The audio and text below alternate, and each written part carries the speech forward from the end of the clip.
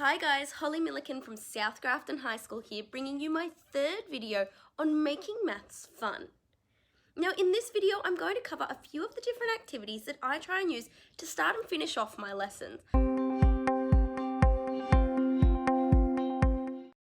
My first activity is called Doody Smile. Now this is a South Grafton High School developed program which assists students who have not yet achieved automaticity in their basic number facts, as well as reinforcing these number facts for higher level students as well. Now this can be used to start or finish off a lesson. To begin this activity, a timer is set for 2 minutes and the students are to open their speed sheets to a fresh page and are to try and complete as many questions as they can in the time limit. They then graph their progress so they can measure their own growth. Now, many of my classes see it as a competition against themselves and they get quite into beating their previous score.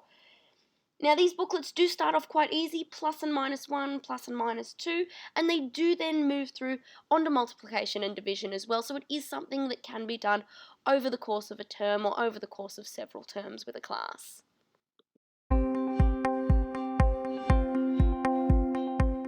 Now my second activity is called Around the World. Now this activity sees the kids in two positions, either seated in a circle on the ground or standing behind the seated students. Now the one student that is standing behind the seated students, they are trying to answer the question that's being posed first. So they are trying to answer it before the person they are standing in front of, because that means that they can pop to the next person, and their goal is to try and make it all the way around the world.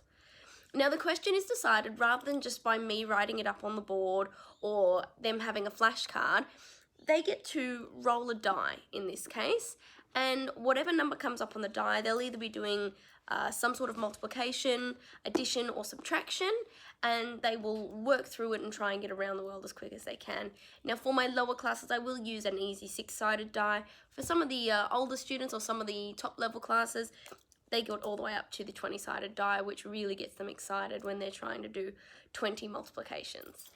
Now this activity is really great to finish off a lesson because it does get the kids thinking about those basic mathematical concepts that they really do need to review quite often, and I really find that the kids get quite excited about it. We have a champion in my class and the champion gets to keep the crown until the next Around the World.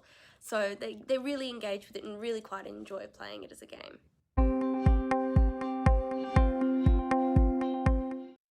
Now this is a very versatile activity that can be used across a range of topics to either start or finish a lesson. So for this activity, students are split into groups and they're given a set of questions on the board. Now usually I'll set these up in a PowerPoint just so I can keep them hidden until everyone is ready to go.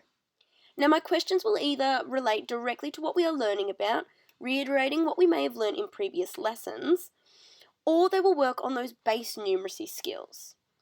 Now, once I have the students and the questions set up, students will treat it as a relay race to try and answer the questions as quickly as they can. So one student runs up to the board, answers the question, runs back, and passes the marker to a friend within their group. The winning group obviously being the students who answer the questions the quickest. Now, in some of my classes, I do keep a tally as the students love the ongoing competition of the end-of-class relay races.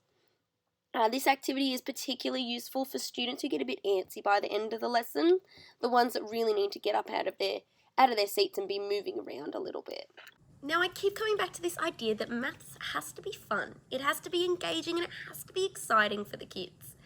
So if you can start or finish a lesson in a slightly different way than you usually do, or use a different activity of some description, I really feel like that is a solid step in the right direction towards getting kids engaged and getting them excited about being in the maths classroom.